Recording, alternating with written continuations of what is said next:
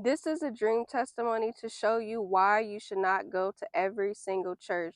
Just because they invite you doesn't mean it is a church that's truly teaching of the Holy Spirit. I had previously went to a Bible study at this church and it was a few weird things. We had to walk barefoot in the church. There were candles lit during Bible study and the candles had to be burning.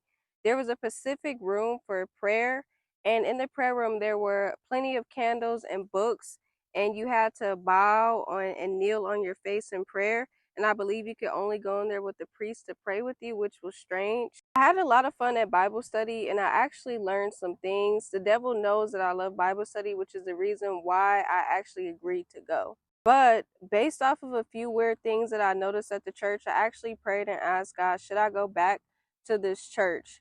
And a few weeks later, I had a dream showing me why I should not go back to the church. Let me tell you, in the dream, we were having Bible study again, but everyone stood up at the table and they were all witches with witch hats on. And I began to throw holy oil or holy water on them, praying against them. And they actually began to run me out of the church. When I got outside of the church was sitting on a dark hill, and the witches were standing outside of the church protesting for me to actually leave.